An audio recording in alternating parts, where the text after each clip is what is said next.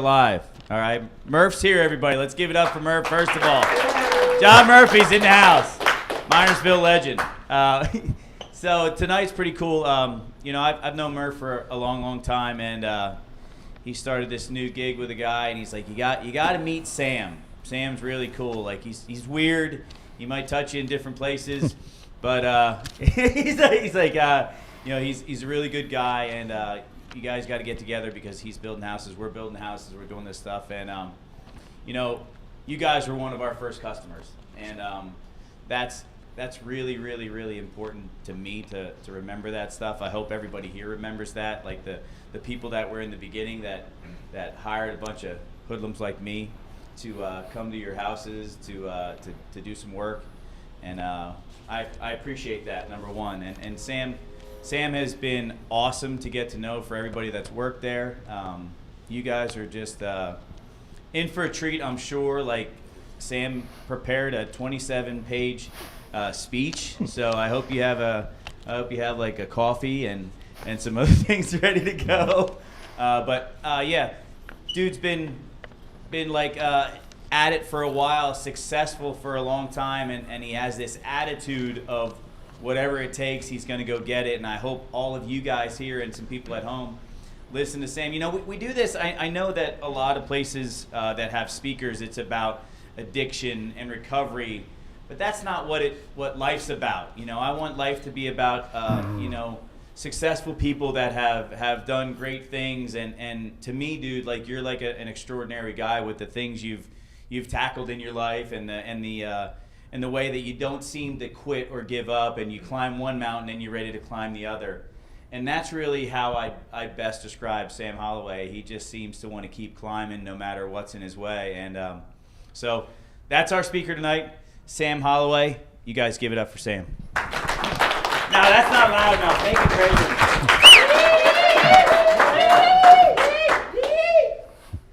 How you guys doing? It's funny, Kevin admits now that we were his first customer. He told me he was doing it for years when I met him. So I'm just finding out. And then it's funny too that Murph said he had to meet me, and Murph told me the same thing. Like, you got to meet this guy, Kevin. It's like Murph's like the Chuck Woolery of like friend introductions, I guess. But yeah, I met Kevin about 2 years ago. I guess maybe it was right around 2 years ago. And Murph, John Murphy, had said, you gotta meet this guy Kevin. He's a good dude. I was like, well, who is he and what's he do? He goes, well, he's starting this farm, and he runs a drug rehab facility, and he's got a bunch of snakes, and he runs a podcast, and he's covered in tattoos. And I was like, I still have no idea who this guy is. Sounds nuts. So John takes me and introduces me to Kevin, and Kevin's like, what are you doing? And I'm like, well, I'm a chiropractor. I have a couple offices around the Philadelphia area and Reading, and I'm rehabbing houses, and we're getting in there and demoing houses. He goes, you're doing this work yourself? And he was like, why? Like, none of this makes sense right now. So like, our introduction was like trying to find out about each other and what each other does. And his response is kind of the same one I always get from most people, which is like, why are you doing this? Why are you driving this crazy hectic schedule and pushing yourself like this? And honestly, like, it kind of made me think back and think a lot about why am I doing this? Why do I do these things? And self-reflection sometimes is good, but the best reason I could come up with, and you guys all know me and have heard my stories in bits and pieces and probably get tired of hearing the same thing over and over again, but I grew up a normal childhood. I was born in 1978 in a small town called Phoenixville, Pennsylvania, which was like a steel mill town where the mill had left town. And it's, kind of like one of those things when the high tide goes out and the jobs leave and you're just left with all the crap on the beach. It's like, not a whole lot going on there. But for the most part, I had a normal childhood. Sports was always a part of my life growing up, the normal sports, basketball, baseball, football. And, with a little bit of practice and being a bigger kid and playing outside all the time, like, I could usually do pretty good at those sports. I wouldn't say they came natural, but it wasn't hard to get good at them and, make the all-star team and do that sort of thing. So when I was about 11 years old, I was talking to my dad, and he had told me that, you know, he got in a fight one time with a wrestler, and the dude just ragdolled him. And you know, at 11 years old, you look at your dad and it's like, this dude's tough. Like, might be the toughest guy on the planet.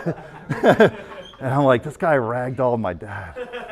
It's like, all right, I gotta try it. And then I saw a couple kids wearing wrestling shoes in school, and I thought that was cool. So that gives you an idea where my fashion sense is at. But so I'm like, I gotta give the sport a try. So I went to the first day of wrestling tryouts. And again, I had played sports my whole life, so you know, I was used to tryouts and cuts and those sort of things. And the coach walked in, and he hung a rag on the wall and took roll call and said, you know, this is a tryout, but nobody really gets. I don't make any cuts because most of you are going to quit anyway. So whoever comes back after the first week or two, that's probably going to be our team.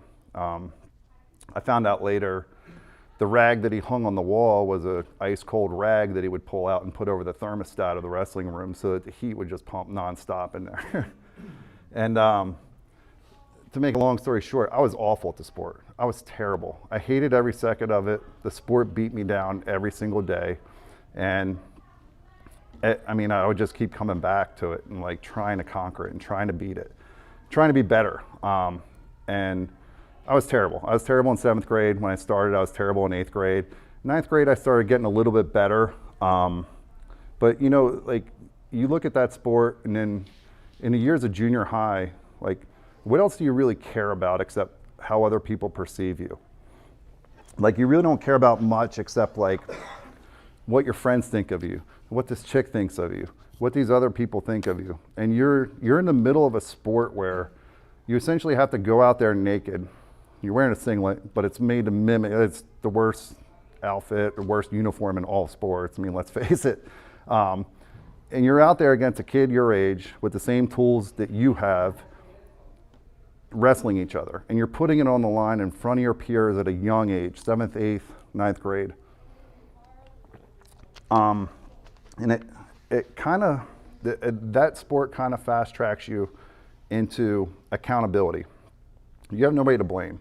You put it on the line in front of your peers at that age where that's all you care about is how they perceive you, and you're willing to wrestle another kid that could hold you down and make you look like a bitch in front of everybody in your school or everybody that's attending the match, which isn't many, but it's while your brain's wiring itself and you're developing as a kid, like that's getting ingrained in your head. So anyway, 9th grade, I still wasn't that good, but I kept at it. 10th grade, I started getting substantially better. Then, you know, 11th grade came and I was getting real good. Not real good. I was getting better than I was. But then in high school, you know, comes like the weight cutting part of the sport, where you're expected to be at a certain weight. And again, you know, the accountability that comes with that. If you don't make weight, who is there else to blame? Like you ate too much the night before. You didn't come in on weight. There's nobody to blame but yourself. So, you know, you think about like 10th, 11th, 12th grade, you're hungry, you eat. If there's food around, you eat. You go to the cafeteria, all your friends are eating, you eat. But not me. You know, I was wrestling 171 that year, and I weighed about 185, 190, so I was cutting about 17, 18 pounds. And so lunch bell would ring. I would head down to the locker room with I still can't eat them to this day, I don't even want to look at them, but like a pack of cheese on wheat crackers. And I'd get on the scale naked, and I'd put it up to slide the scale to 171, which is where I had to be at, and it would inevitably click against the top. And I'd start throwing the crackers in the trash can, one at a time. Good day, like 3, 4 crackers. Like I'd still have them in my hand. I could eat those because I had to make weight in 3, 4 hours. Bad day, like maybe 1 cracker and a sip of water. Not only that, but after you do that, you got to go back and sit in the cafeteria where all your friends are eating and laughing, having a good time. So the sport is a drag, and the sport is undefeated. Little did I know at the time, but wrestling is undefeated at mentally breaking people at some point. Like it just beats you down. And like going through that time period, it was, I think that's where a lot of my drive came from, to be better, to push myself, to put myself in uncomfortable situations. So getting back to it, like we get to the senior year of high school, and I was playing baseball too at the time, and I didn't play baseball my senior year because I knew I was going to wrestle in college. Like I knew at that point I wanted to wrestle in college. Don't know why. I mean, it's it's kind of like being in an abusive relationship. You just keep coming back even though you know the end result is going to be disappointment and more beatings. I don't even know if I can say that this day and age, but it is what it is. So, you know, I ended up going to college and wrestling there, continued to get better at the sport for a while. I went to Kutztown University. I ended up doing pretty well. I qualified for NCAAs by my senior year, which was the top 32 in the country. Was something I was proud of at the time. And, you know, was on the school's like all-time win lists in the top 10 for a little while. But, you know, it was one of those things where it was like, your career ends as quick as it starts. Like as quick as it started in 1990, walking in that room in junior high, your last match, no matter where it is, NCAA, a dual meet, your national qualifier, and you don't make it, sport's over that day. Unless you're one of the top elite people in the world, like there is no more wrestling. So I took a job after that. I graduated. I ended up graduating with a degree in criminal justice. After I went to school as a secondary ed major. I had no idea what I wanted to do. I don't think any 18-year-old kid or 17-year-old kid has any clue what they want to do. So after my freshman year, I went and talked to my advisor. She goes, "Are you sure you want to do education?" I'm like, "No." She's like, "You know, I think you're more criminal justice material." I was like, criminal and justice? Like, okay, well, I'm in, sign me up. So anyway, I graduated with a degree in criminal justice and started looking for a job after I graduated. I definitely didn't want to be a cop. You know, I would just probably let everybody go. I didn't want to be a parole officer or a probation officer. So I just took a job, and I took a job as a child care counselor at a place called Kids Peace in Allentown. And I actually really enjoyed the job. I enjoyed it because it was challenging. Like it was hard. Like you're dealing with kids that you had nothing in common with. Like these are kids that were in gangs in New York and Philly and from all over the place, and they'd come there. And you were in charge of them. Like you had your kids that were assigned to you. They lived on this unit that was kind of like a dorm room. And you would have to go there for 9 hours a day and counsel them and try and connect with them and basically just try and get them to do the right thing. The problem was being as big as I was, you know, they were sticking me with all the worst kids, which I didn't mind because it was more of a challenge. And I love that. Like, it was like, all right, bring it on. And the more kids they gave me, the more my kids would fall in line. Like I did great at that job. I got great reviews. You know, but the problem is it's a social work job, and you know, you're making $13 an hour. You're putting in 50 hours a week, and after you pay rent, pay your car, pay your insurance, it's like I can't even afford that shirt that I think might get me laid at the bar next week. Actually, I could. I just went and pay my insurance. But anyway, like I knew I wanted to go back to school. So I was deciding between chiropractic school and law school. Chiropractic because I liked anatomy and physiology a lot, being an athlete my whole life. And I went to a chiropractor when I was at school because I had a lot of back problems. And he actually broke things down to me and explained to me what was going on. And he was really the only guy that was able to help me and get me out of pain. So I really liked it. I liked the profession. But I also liked the law classes I had in undergrad. And I love arguing and I love debating. So I was kind of deciding between those two things. And I was leaning towards chiropractic school. I got accepted to chiropractic school, and I didn't feel like taking an exam to get back into school, which you have to take the LSAT, I believe, to get into law school, and I didn't want to take it. And like I already got accepted, and I'm like, you know what, I'm going to do that. So I told my parents, I'm like, yeah, I'm going to move down to Atlanta. And they were like, what? And I was like, you know, I told my dad and stepmom, actually, because that's who I was staying with at the time. I had just gotten done with school, and I was living with them. And you know, I told my mom, and she was like, yeah, that's awesome, go. My mom's from Georgia. She was like, yeah, go, that's perfect. Like, get out of here, go get further your education. Georgia's awesome, you'll love Atlanta, blah, blah, blah. My dad and stepmom were like, you can't leave. Like, and then like gave me all these ultimatums, like they were gonna cut me off. And they still didn't believe I was gonna leave and go to school, like all the way up until the day that I packed my car and like left. And they were just like standing there like, he really is leaving. You know, I had a Jeep and I put my clothes in there and probably some posters because those are important. I left and I drove down to Georgia, and like the whole time my dad and stepmom were like, you know, you don't have a job? And I'm like, I'll find one. Like, what is there all of a sudden no jobs anywhere? Like, I'll find a job. They're like, you don't have an apartment? And I'm like, there's apartments there. I'll rent one. Like, I'll find a way to get one. Like, I'll figure it out when I get there. And so I just left and drove down. And that day, you know, after a drive like that, I walked into a bar, grabbed something to eat, and got hired at that bar as a bouncer. And like that guy that hired me there, he's still my best friend to this day. He lives down in Georgia still. And then he was like, no, here's what you need to do to get an apartment. Go to this place, they'll do your negotiating, they'll get you into a place right away. I was like, cool. So I went in there, they got me an apartment. So within a day I had an apartment and a job, like, so that worked out. And then I started going to chiropractic school. So in the beginning of chiropractic school, because I was a criminal justice major, I didn't have all my sciences. So I had to take these like chemistry 2 and organic chem 1 and 2 and physics 1 and 2 and bio 2, I think is what I needed. But anyway, it was only like 4 hours of class a day. So I was in class for 4 hours and I was sitting there twiddling my thumbs. And you know, I'm 22 years old. I'd just gotten done wrestling and I was doing some submission grappling before I left to move down to Atlanta. So, you know, I busted out the old trusty phone book and looked up a local jiu-jitsu gym and called them and was like, found out when their classes were and went there.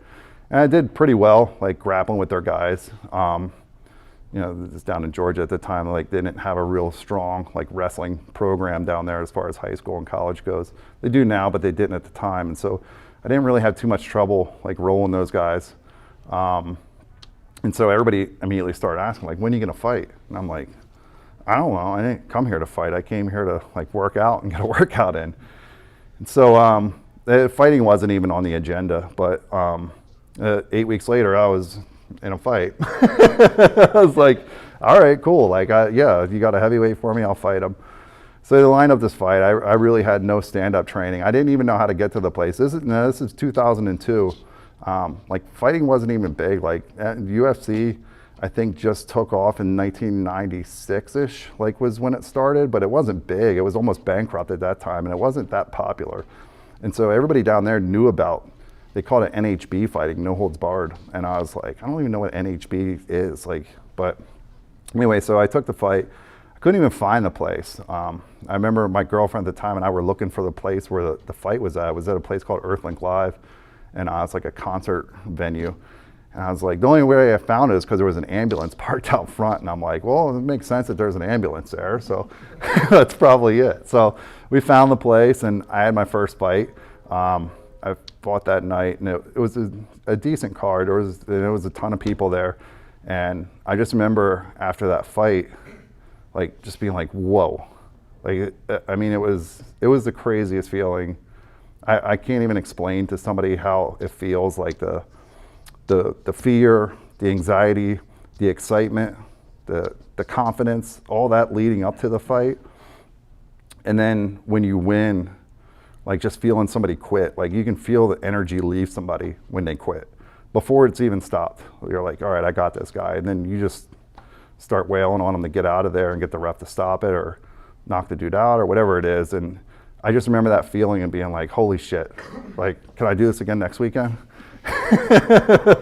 And you know, at the time too, I remember telling everybody in class that like everybody was talking about like what they were going to do that weekend, and I was like, oh, I'm fighting down at Earthlink Live in Atlanta, and they were like, what? It's like, yeah, I got to fight. Like, if you guys aren't doing anything, come out. And so everybody at school thought I was nuts. I didn't think I was nuts, but but they all did. So I won that fight. I took another fight. I won that one. And then I went down to Alabama and fought a dude down there, and I ended up getting knocked out. It's my first loss. It was probably the best thing that ever happened to me from a fight standpoint, because it made me realize that I had to go back to the drawing board. And I got knocked out in Alabama, and like like I feel like an old man talking about this. Like, concussions weren't really a big thing anybody talked about, and so after I got knocked out, of course, my friends had come down to Alabama to watch the fight. We go out to the bar and drink the rest of the night, like responsible people do. And I remember driving back the next day to Atlanta, and like sitting in the car, it was just like, I just had this nauseous feeling, but I felt like I had to eat. So I tried to eat and I couldn't open my mouth because my jaw hurt so bad. So Apparently got kicked pretty hard. So I'm told. So the one class in chiropractic school that I failed was, this is funny too, was CPR. You have to take a CPR course. It's like the class everybody just shows up to and passes and gets their certification and leaves. But it was Monday morning was the exam. It was finals week, and I had just had this fight. And every time I started counting chest compressions, like the room started spinning. And I was like, and I would lose my count, like, because obviously I was concussed pretty bad. So, so I explained to the dude what happened, the guy that taught the class, and he was like, what? And I was like, yeah, I was in a fight in Birmingham, Alabama. I got knocked out, like everything. I don't know what's going on, but every time I start counting, like the room starts spinning, and I feel like I'm gonna puke, and this is awful.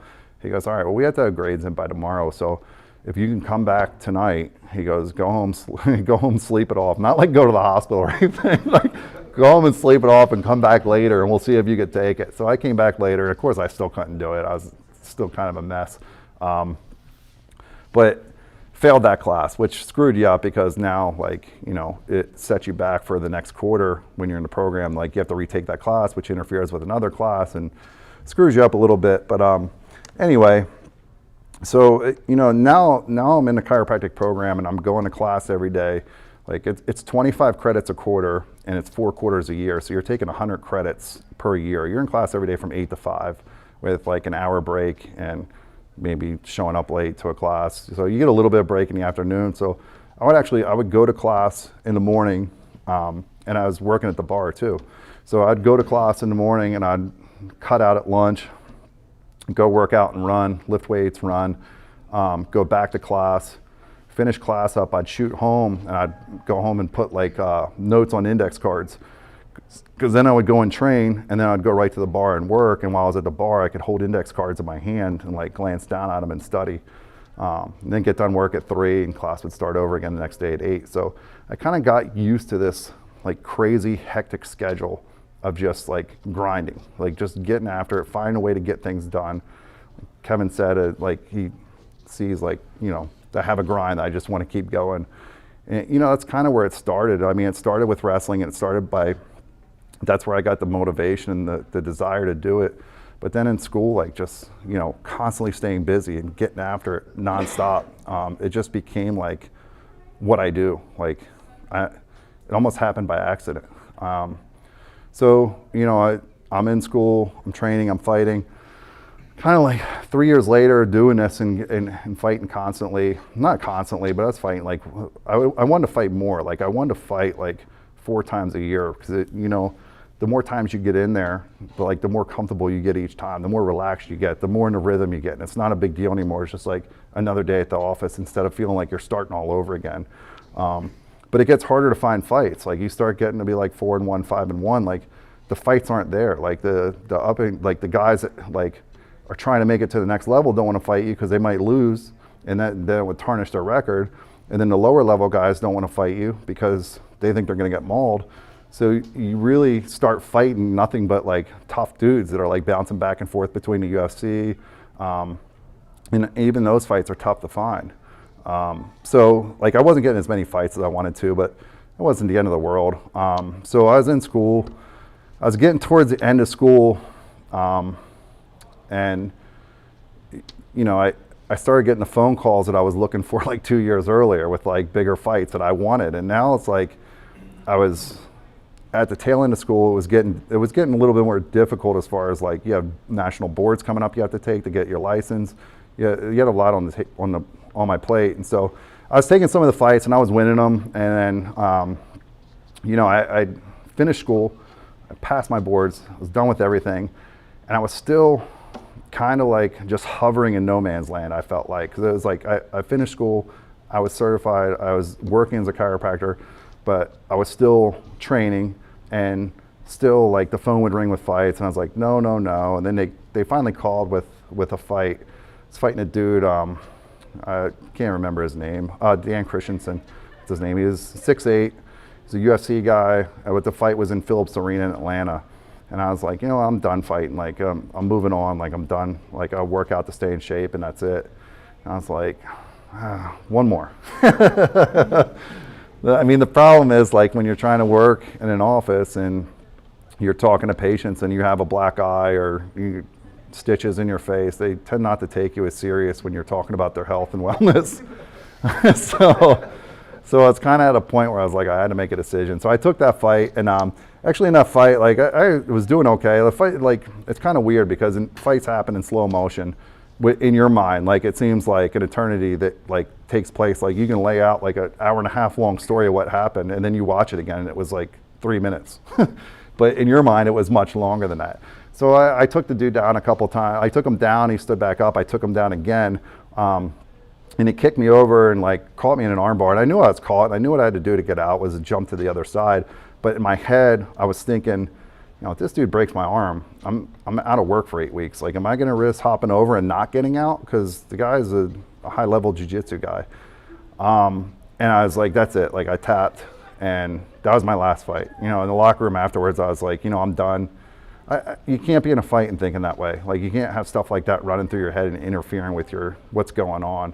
So again, like, I was still in Atlanta and I was still kind of cruising, and I just wasn't happy because like I wasn't being challenged. There was nothing left there to do really. I was kind of working this job, but kind of working out and kind of training, and so I was like, you know what, it might be time to move home. And in the meantime, I had met my girlfriend at the time. I met her working in a bar in Atlanta. You know, the strong foundation of all relationships are those ones in the bar. So I was living with her, and she's from Tennessee, and she was living in Atlanta, working. And, you know, I talked to her, and I'm like, what do you think about moving back to PA? And she was like, oh, I don't know. She's like, you know, if you find a job or whatever, I don't have a whole lot going on here. So if you have a job lined up and we can move back there, then she's like, yeah, I'm down. And so I'm like, all right, well, we got to figure out where we're going to go. So, you know, I talked to my parents a couple times, and I was like, you know, I'm pretty set on coming back. It's time to come home. Like, if I'm going to settle down too, I want to be close to my family. As much as I didn't want to leave Atlanta, and I didn't want to be the guy coming back home, you know, I was thinking all those things in my head, like, does this mean I failed? Because now I'm moving home. But it's so weird how you mind fuck yourself sometimes thinking like that. But you know, and I knew my parents were going to be like, well, if you don't have a place to go, just come stay here. So eventually I called them again and told them I was coming home, and they said that, and I was like, yeah, I knew you were going to offer that up. So I moved back home, my dad and stepmom and my wife, staying in the bedroom that I grew up in a small 2-bedroom or 3-bedroom house in essentially a row home. And my girlfriend at the time didn't have a job. She eventually found a job, but I took a job as a chiropractor working for a guy I knew who started me off at a whopping $20 an hour. So I was actually taking a pay cut from my old bouncer position to go work for this dude as a chiropractor. And so, you know, I went into his office and I started working, and I remember the 1 week I clocked 65 hours. And I was doing payroll at the time. Like, eventually he stopped coming into the office because I was running everything. And so, you know, he was like, you know, I'm concerned you're working 65 hours or whatever it was. And I was like, don't be concerned. Like, somebody's got to do it. I'm like, you're running an office seeing 300 patient visits a week. You don't even have a front desk person answering the phone. You don't have anybody here. You don't come in. You don't have an office manager. Like, I'm here doing everything myself. And his hours were real crazy. They were like 2 to 9 and 1 to 8. And so I would wake up in the morning and I'd go to the gym and work out, and I'd come home and I'd do a bunch of reports, and then I'd, like, patient reports, and I would go in to work and I'd get there a couple hours early, get the paperwork done that was left over from the day before, start seeing patients, see patients till 8, finish paperwork at home at like 10 o'clock at night. So again, it was the same thing. It was that nonstop grind. So he was like, you know, you're doing pretty good here. I'm going to bump you up to $25 an hour. I was like, all right, dude, thanks. I appreciate it, I guess.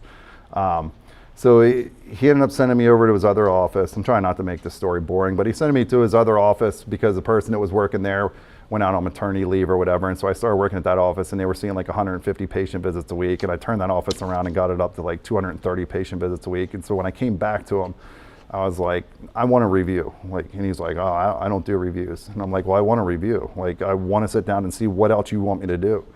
And so I went into the review. He finally said, okay, I'll do it. And I went into that review saying, you know, I'm either going to get 35 an hour, like, which is still, I start, the chiros that work for me, I start them off at 40 an hour.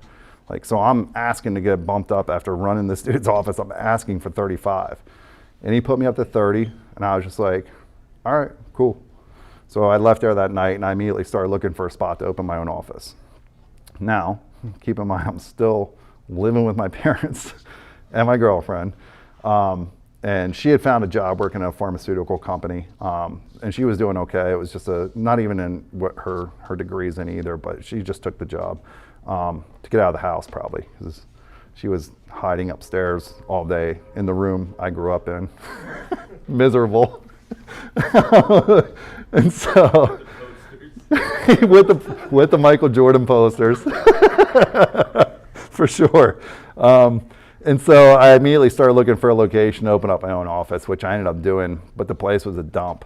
So because this dude's office opened, he had these crazy hours, everything was second shift, I was able to go to that office and start rehabbing it and cleaning it out and putting down flooring and painting the walls, going to Lowe's and getting paint like that people had returned just to get the paint on the walls for a discounted price, because I literally had I think I'd saved like maybe $5,000 or $6,000, which is what it took to open this office up. I was getting equipment used off Craigslist.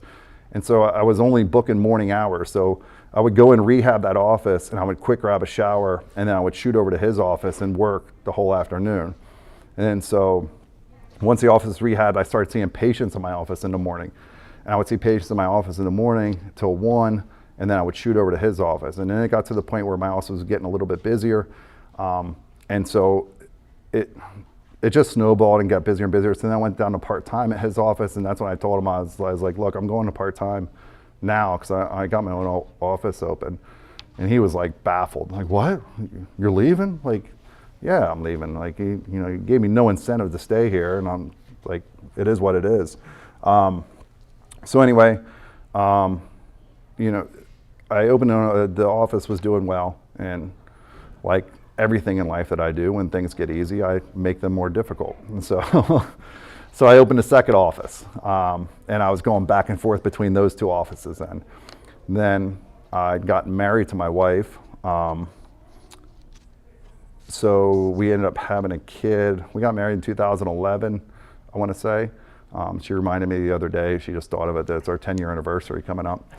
I'm glad she forgets those things and doesn't put a huge level of importance on them. So we ended up having a kid and a daughter. And so that was in 2013. And, things were still going well. And it was now, I have a pregnant wife. I have the office in Northeast Philly. I have the office in Oak Lane. So what do? I open an office in Reading. And things are hectic all over again. And so I'm working all over the place. My wife's pregnant. But at the same time, like, it was good because I'm trying to make money, and now I'm kind of freaked out too, because your whole life, like, you live for you. Like, having kids is like a serious wake-up call, and I'm sure a lot of you know this, but like, you get so used to just living for you. Like, you're the only one dependent on you. Like, I can live out of my car. It's not a big deal. Like, I've done it before. I've stayed in my car. I can get a shower at LA Fitness. The membership at LA Fitness is $30. I can get a hot shower there, and a gas bill is $80 a month. So I can do those things. But now that you have a kid, it's like, that's out the window now. Like, you can't do that. And so for a while there, I got a little bit less risk taking, I'd say, with my investing and and expansion. And then we ended up having a second daughter, and I started another business, rehabbing homes. Started a rental property business. And at the time I was talking back and forth with John a little bit, Murph, as he's known as. And I knew that he wasn't ecstatic with the position he was in, but I knew he had drive, and I know he's motivated. He's a lot like me, and it's like, fuck it, let's do it. Let's figure out a way to do it.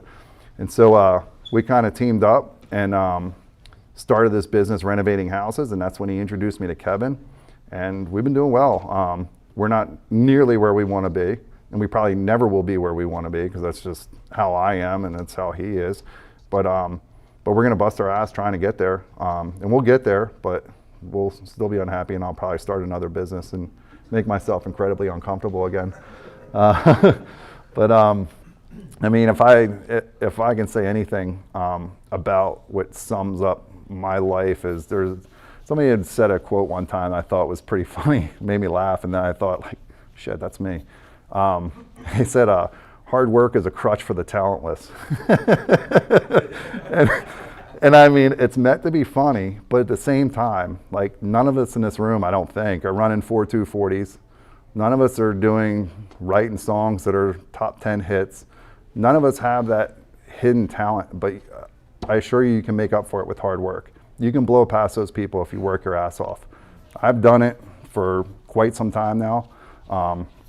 I've wrestled and I've fought with dudes that are way more talented than I am, and I could outwork them. And I could win by outworking them. And everybody can do that. You don't have any excuse not to work your ass off. And that's pretty much it. That's my life. You guys stay up there. I'm sure who's got questions for Sam? Go ahead. That's a great story, first of all. Oh, thanks. It's awesome. Great job. I connect with you a little bit on the Georgia part. Hold on, you're gonna have to talk into the mic here, Wayne. Come on up here and ask your question. Here at the mic. Wayne-o. Yeah. Nobody can hear. Like, nobody will hear you. Go ahead there. Anybody has a question? Go ahead. Well, I just want to say I connected with you a little bit down there with the Georgia part. I was in Georgia for a while, Savannah. Oh, okay. SCAD's huge right now. Yeah. They're doing well. But what drove you the most of all? Was it the adrenaline? Was it the challenge? Or was it the pure? What was it? The drive for what? You have a huge drive. I mean, succeed. What was it? The adrenaline? No, the drive is not wanting to fail and not being content with where I am. Like, I'm never content. Like, it's something I'm always trying to perfect. I feel like, it's little things happen in the office and it drives me nuts because I think that that's going to be the end and it's all going to fall apart. And I'm constantly like trying to tinker with things to like fine tune the machine all the time. And I'm never happy with it. I'm never content with where it's at. Even like people look at it and they're like, oh, that's a great system. That runs really well. That runs way better than anything else I've seen. And I'm like, no, it's got all kinds of flaws. Look at them. Like, we have to improve on this, that, and the next thing. And I've kind of been like that throughout my life. And like I said, I think it comes from wrestling and trying to conquer that, overcome that feat of just being bad at something. Like, and it's trying to beat it and trying to get better and trying to get better. And I think that's what originally fueled it. But it's just something I've adapted over time. I don't know where it comes from. Thank you. Appreciate it. No problem. Anybody else? Nobody else has questions for Sam. I can't believe it. Something that I really have to point out, dude, is that if you guys notice, everything that he did, like, one of the biggest things that stood out to me is that when you started working in that office, you said you went in there 2 hours early. Mm-hmm. Did you get paid for those 2 hours? No. Yeah. So he succeeded before the rest came. So, like, I don't know if you guys are seeing the constant story of that and picking up on the fact that everything isn't about an instant reward to you. Well, I did get paid. I take that back. I didn't get paid monetarily right then and there, but I got paid ultimately because I can demand more money because I was on point for those 8 hours that we were open. Right. I was ready while the other guy that worked with me was walking in the door with the patients. Right. I was ready. Like, I was lined up. And it was funny because I was like, you know what? I unlocked the door 45 minutes early. And he goes, don't do that. He goes, if you do that, he goes, people will start coming in then. And I said, well, yeah, if they come in then, I can see them, and we won't be swamped when we first open. We'll spread it out over the course. Right. He goes, they'll come an hour early then. And I'm like, okay, well, then I'll be here an hour early. Yeah. And he was shocked. But you were an hourly employee, probably getting paid X amount of hours, but you wanted to do the right thing and the thing that made you succeed.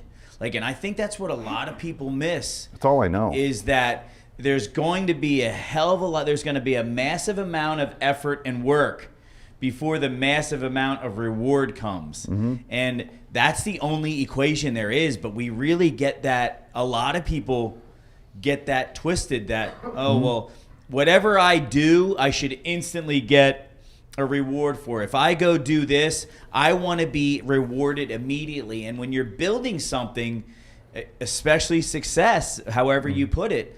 Like, there's going to be time that you have to put in that you may not get that instant reward for. So to me, like, you summed up success with that statement. Like, I was doing my paperwork on your own time to get caught up. Yeah. You were dedicated not to your business, to somebody else's business, because you wanted to be a dedicated person. And everybody else would become a victim of that. Yeah. And that's success to me. Like, whatever you're in at the time, whatever he was in at the time, you were going to do full out, whether it paid you in money or in ego or in whatever it was. It wasn't about the payment. It was about the dedication and the work. And and you'll see it time and time again. When you start doing that, you'll see the people that you work with start trying to sabotage it and start getting angry. And start getting mad, and they literally will get pissed that you're showing up and making them look bad. Like I had a buddy of mine, Carmelo. He took a union job. He's a former wrestler and fighter too. He fought in the UFC. Carmelo Anthony? No. I mean, Carmelo. Oh, I know who you're talking about. Danny Boone? Yeah. Good dude. Good friend of mine. He started working. Yeah, Carmelo Anthony. You may have heard of him. He started working a union job, and he said the same thing. He was like, guys are getting mad at how much I'm getting done. They're like, you got to slow down. Like, if you don't take that break, they'll take it away. We won't get it back. And he didn't know how to conform. Like, he was super frustrated for a long time. Yeah. So, but Anybody else have questions? Did you just throw a shoe at me? Yeah. Questions? Nobody has nothing. I just want to say thank you. You got to come up here and say, we can't hear you online. I just want to say thank you for everything that you do for us as far as working and just allowing us to learn, and just even the way, like, we had a conversation about you telling me how I speak to somebody, like, that stuff matters a lot for guys like us. I just want to let you know. Thank you. Yeah, no problem, man. I love working with you guys. I really do. Since we forged this working relationship that we have, and it extends beyond work. I like hanging out with you guys too. I learn stuff from you guys all the time. It's benefited both of us. It's definitely been a symbiotic relationship. I've learned stuff from you guys. You don't hesitate to take the time to be like, no, this is how we're going to do it. Me and Marshall would have done it this way. No. His name's Devin. No, but it's worked out really well, and I appreciate you guys as much as you appreciate me, I'm sure. Anybody else? Oh, Joe, I was figuring. Oh, Lower that microphone, man. No, I want to. I relate to your story. You talking about your wrestling and that high level of accountability. At a young age, I was wrestling since I was 5. Yeah. And all the way getting into high school. And you talked about that love-hate relationship, that abusive relationship, to call it like that. Dude, it's so accurate. I hated wrestling, but I was so good at it. And, I noticed a trend in high school that I would kick ass all season long, undefeated. And into the end of the year tournaments, I would give up completely 100%. And I was inspired when you were talking about how you took that accountability into wrestling into your life, and you just kept that drive going, man. And that's kind of where I fell off at high school as my senior year. And dude, I beat myself up about it for quite a few years. Yeah. Up until now. Up until now. And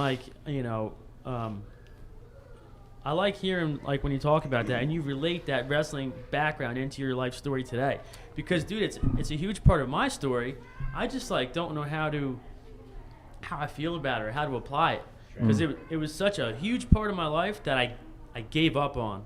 And today I'm starting to feel like I'm getting that fire back, but I'm no longer on the wrestling mat. So now it's like my life, and I got kids, and you talked about your kids and whatnot and how everything changes, and that risk is different, but even more so that drive is just, I listened to your story, and it's exactly the story that I need to incorporate into my life. Yeah, the accountability that comes with wrestling, and I always hone on that hone in on that, because at that age, nobody teaches you to take blame. Nobody teaches you, like, all the lessons you learn from that sport, you don't learn that you were being taught them until later in life, and you're like, holy shit. Like, it just hits you, and you're like, that's why I act that way. That's why I make it all my fault. That's why I own it. Because if you don't, who else is there to blame? Like, you're out there with one other person, and if you get embarrassed in front of everybody, what do you blame your coach for not showing you that move? Like, no, you just got beat. You have to own it. And when you take it into everyday life, that people say all the time, like, this person did that, or that person did this, or they screwed it up. Or Murph and I work with guys every day that the first response out of their mouth when they screw something up, we laugh about it now, but is, so-and-so did it. This person did it. Like, no, you allowed the guy to do it. Like, why did you give him that responsibility to do that for the 4th and 5th time when he screwed it up, when you said he screwed it up before? Like, at what point do you own it? Because if you don't own it, it's not going to change, because that guy's not going to change. If you're blaming everything on him, he's not going to change. So if everything is everybody else's fault and you allow all those other people to affect the outcome of what you're trying to do, you're stuck spinning your wheels, because you'll never get past it until you say, it's my fault. Because now I'm telling that guy to tell him what to do, and he's screwing it up. So I'm not doing that anymore. In fact, I'm not even picking the guy up tomorrow. He can stay home. So what I got also out of your story, which I really do, I love it, is I got the picture that the more work you put in, the better you get out in the end. Always. But you may not know when it's coming. You don't know when You it's don't know coming. when it's coming, and that's the biggest part. Like, people, it's really easy for people to say, if you work for 1 year, you're going to get this. Like, the work you put in, you had no idea. All you had to do is have faith that your effort was going to be rewarded with success of some kind. You never stopped working. No. And there's an old saying, and it definitely holds true, and it's, when you focus on money, you'll never make it. When you focus on bettering yourself every day, you'll inevitably make money. That's business to a T. If you think, like, I gotta make money, how am I gonna make money? You'll never ever make it, because you're focused on the wrong thing. If you focus on bettering your business, and I brought it up earlier, even when I was broke, and I was living with my parents, my dad and stepmom, and I was living with them, and my girlfriend was living upstairs. Like, even at that time, all I was thinking about is, how can I make this business better? How can I get more people to come in? How do I market myself? How do I make $1,000 this week? Like, it never even crossed my mind for whatever reason. Like, that just happened. I don't know why, what that came from. I don't even know what to attribute that to, because it would have been real easy to be like, I need $800. How am I going to get it? So You just did the right thing, and then the other stuff came as a result of doing the right thing. and then, that's exactly what happened. And then that just repeated itself over and over again. Yeah.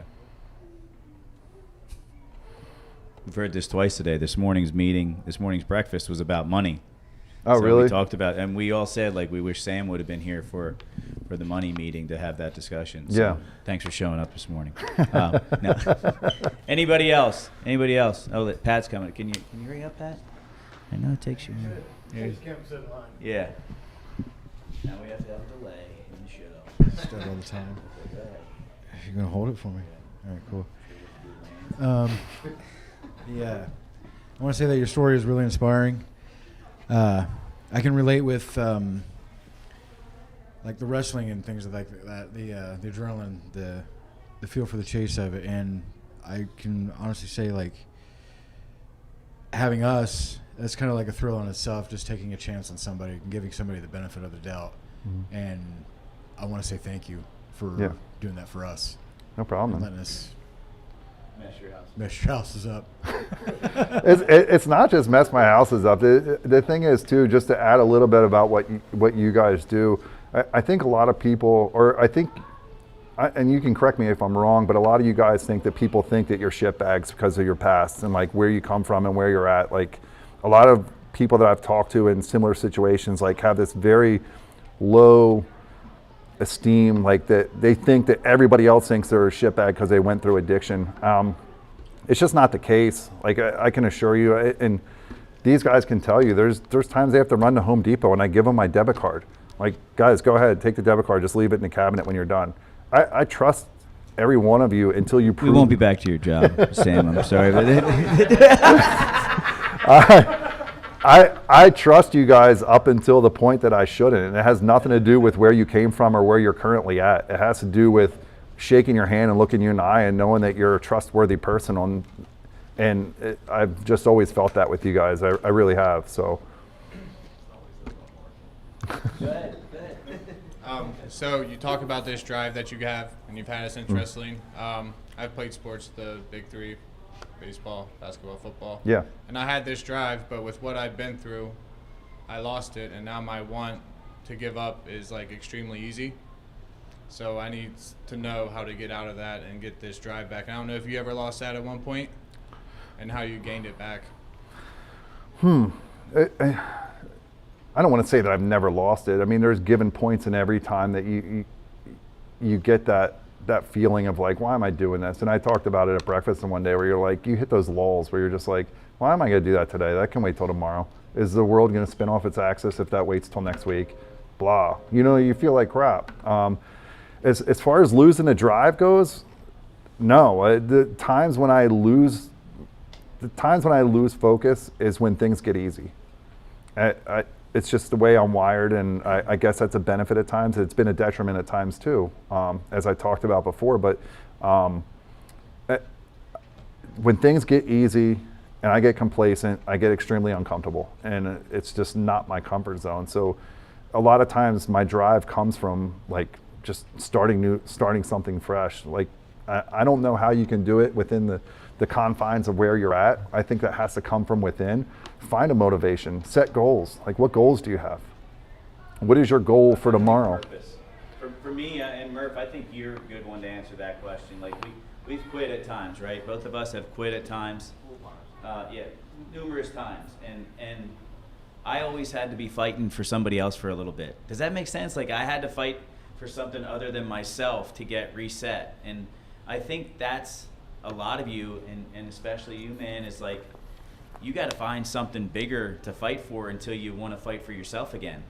Because when I gave up and when we quit, we have no desire for self. We have, but to serve self. That's the crazy part. Like it's about us, but we feel like we're scumbags and pieces of shit. So we don't want to do anything about it.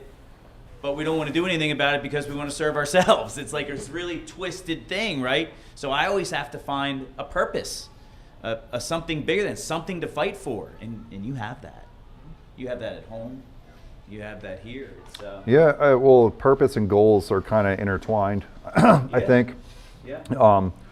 But yeah, man, I don't know. I'm not good at motivating. I'm really not. It's not my strong suit at all. Like there's so many people I come across where they're just like, feel sorry for themselves. And it's like, okay, well, I'll be over here. Let me know when you're ready to go again. Like, you know what I mean? Like and it's not, I'm not trying to downplay or be dismissive of your question at all. I don't know how to, I'm not good at motivating other people that don't have the motivation themselves. I can feed off of it and we can feed off each other and be motivated and be like, yeah, let's go, let's get this done.